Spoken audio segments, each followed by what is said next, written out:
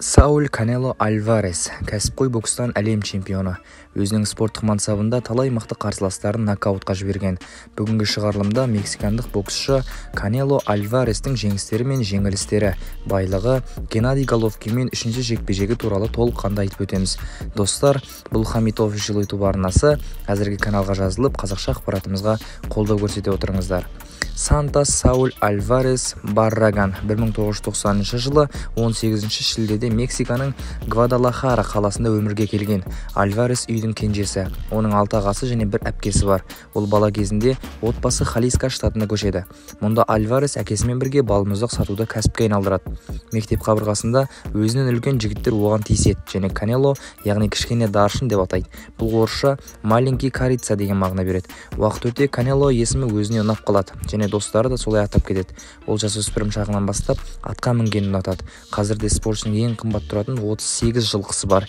10 жасында ағасы Альвареске бокс қолғабын сыйға тартады, ал 13 жасында бокс үйірмесіне барып жұдырықтасуды үйренеді. Әуесқой бокста Альварес 20 кездесу өткізген, тіпті Мексика чемпионатын жеңіп алған. 14 жасында күміс жүлдегер, 1 жылдан соң алтынға ие болады. Оның бапкері шәкіртінің бойынан үлкен энергияны байқайды және кәсіби боксқа баруына қолдау білдіреді.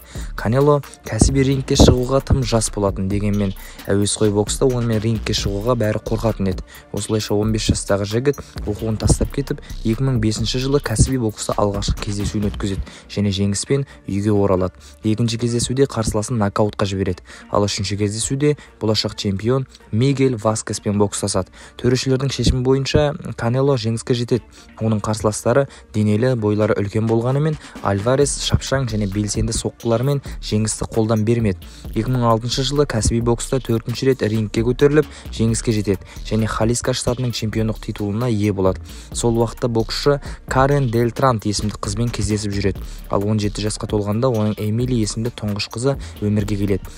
Спортшы тұңғыш перзентіне арнап сол қолына қызының суретін татуировка етіп салдырады. 2008 жылы Габриэль Мартинезді нокаутқа жіберіп, жартылай орта салмақта WBA белбеуіне ие болады. Келесі кездесуде Мигель Васкестен тағы да басым түседі. Сол жылдың желтоқсан айында американдық рингке шығып, Ларри Мослиді және колумбиялық Рауль Пенсоны тізе бүктіреді. 2009 жылдың басында Антонио Фичті ауыр нокаутқа жіберіп, орта салмақта NABF титулына қолға кіртеді. Оның соққылары жылдам әрі нақты еді, тіпті қарсыластары қорғанып үлгермей қалатын. Келесі турнирде Доминикан елінің боксшысы Эури Гонсалесті жеңіп, WBO латино белбеуіне ие болады. Тамыз айында тағы бір кездесу өткізіп, жартылай орта салмақта WBC титулына лайық деп танылады.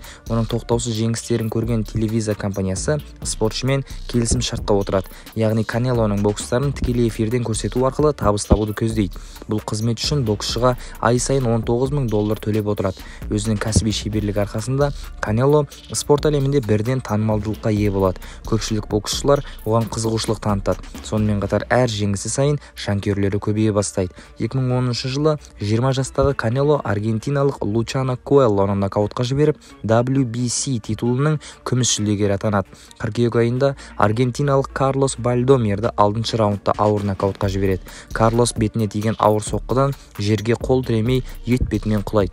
Оның артынша австралиялық Лав Марандуны жеңеді. Осылайша Канело өзінің чемпиондық титулдарын лайықты қорғап қалады. Сол жылы спортшы Golden Boy деп аталатын промоутерлік компаниямен келісімшартқа отырады.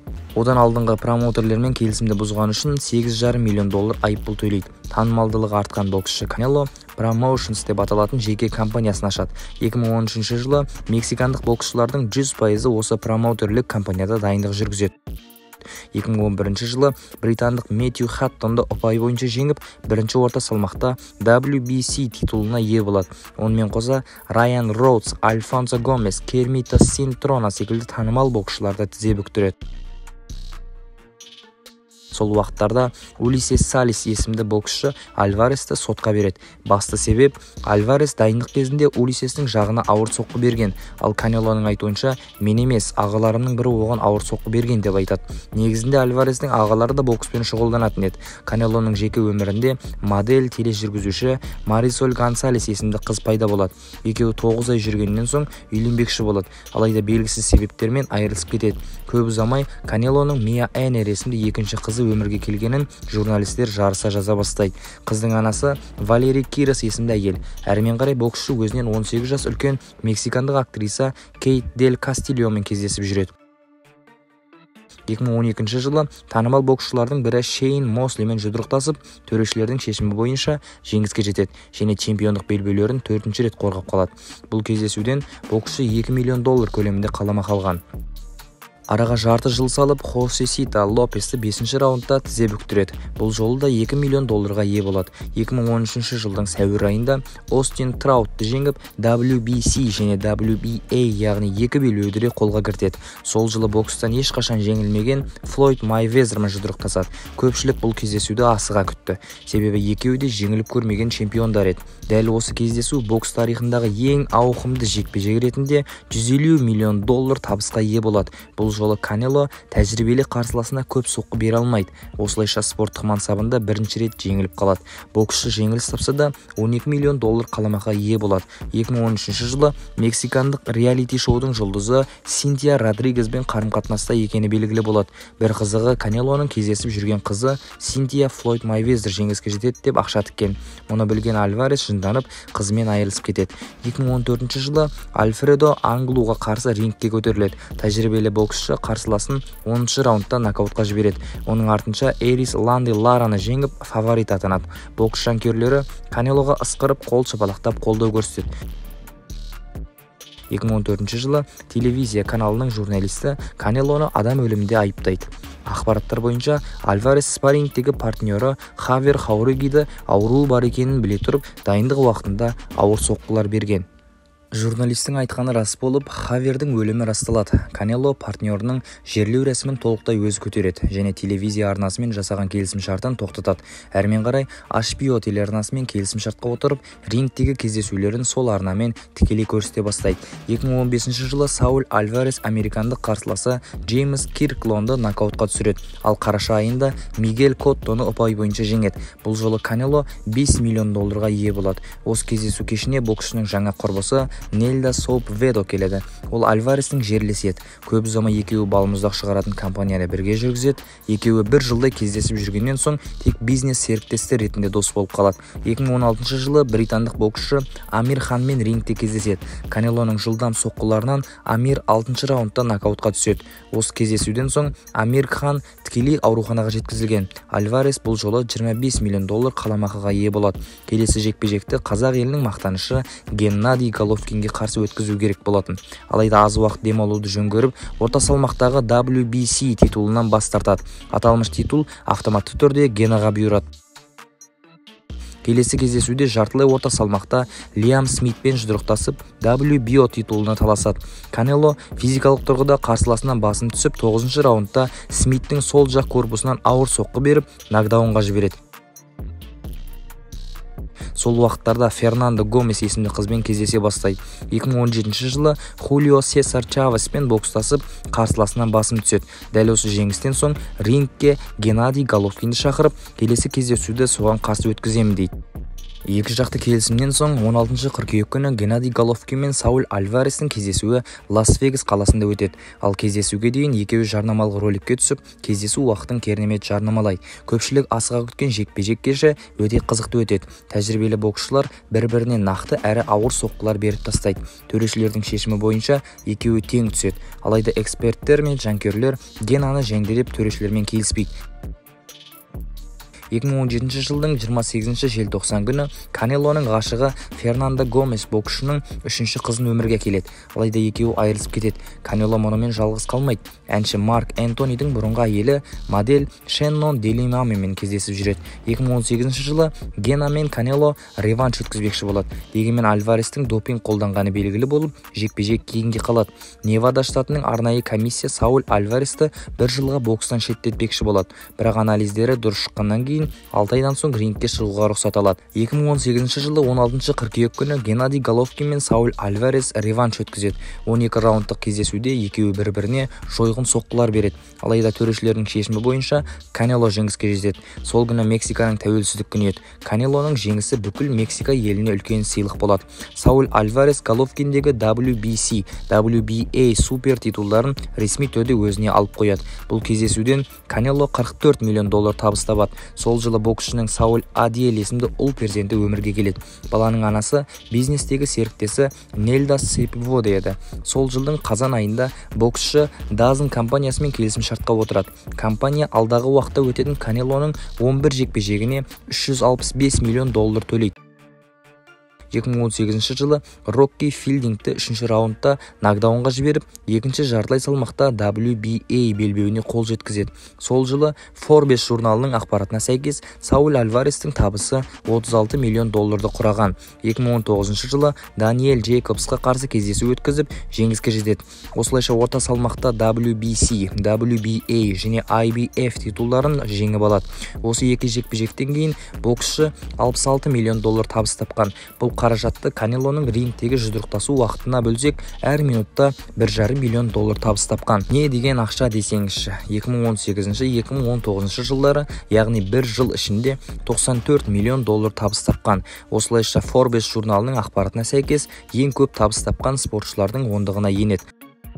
Қараша айында ресейлік боксшы Сергей Ковалевті 11-ші раундта нокаутқа жіберіп, жартылай ауыр салмақта WBO титулына қол жеткізеді. 2020 жылы Канело Golden Boy промоутерлік компаниясымен Дазн компаниясын келісім шарттағы ережелерді бұзды деп сотқа береді. Боксшы $230 миллион көлемінде қаражат өндірмек болады. Алайда сот шешімінен ортақ мәмілеге келеді. Жыл соңында Каллим Смитті тізе бүктіреді. Осылайша WBA ринг және екінші орта салмақта WBC титулдарын иегері атанады.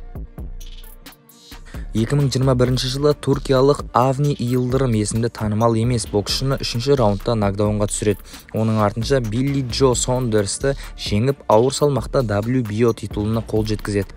Канелоның келесі жекпе-жегі абсолютті чемпиондыққа таласу мақсатында 2021 жылдың 7-ші қарашасында Калеб Плантқа қарсы өтеді. Қарсыласы мықты болғанымен 11-ші раундта Калебті нокаутқа жібереді. Бұл жекпе-жектен Альварес $40 миллион табыс табады. 2022 жылы жартылай ауыр салмақта ресейлік Дмитрий Бивольмен жұдырықтасады.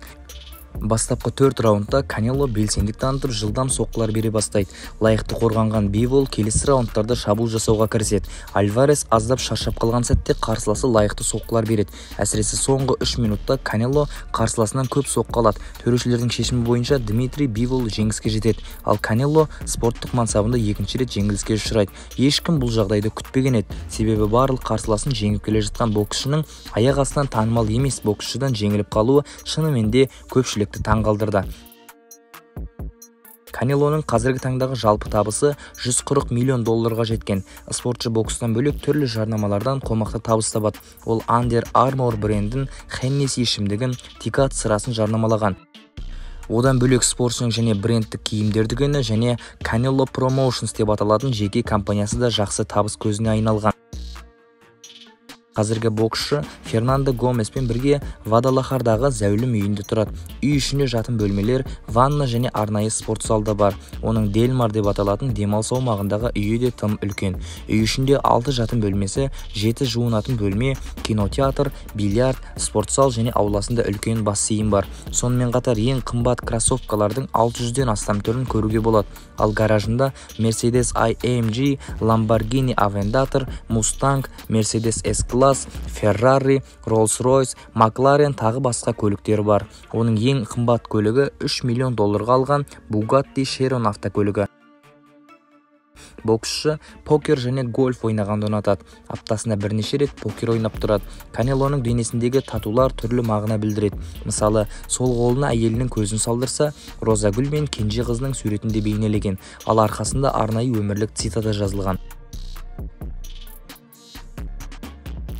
Осы жылдың қыркүйек айында Сауль Альварес жерлесіміз қазақ елінің мақтанышы Геннадий Головкинмен үшінші рет жұдырықтасады. Көптен күткен кездесу туралы бокс жанкүйерлері, эксперттер түрлі болжамдар айтуда. Бірі Канело жеңеді десе, бірі Геннаға қолдау білдіруде. Ал сіздің ойыңыз қандай? Бұл жолы Геннадий жеңіс төрінен көрінеді ме? Әлде Канело өз белбеулерін қорғап қалады ма? Өз ойларыңызды төмендегі комментарий бөліміне жаза кетсеңіздер болады. Видео соңында Геннадий Головкин және Флойд Майвезер туралы видеоларымызды көруге кеңес береміз. Бұл танымал жұлдыздар туралы қазақ тілінде қызықты ақпараттар беретін Хамид Official YouTube арнасы. Ақпаратты дайындаған Хамид, мәтінді оқыған Ерлан Ибатбек. Келесі видео ақпаратымыз шыққанша аман, сау болыңыздар достар.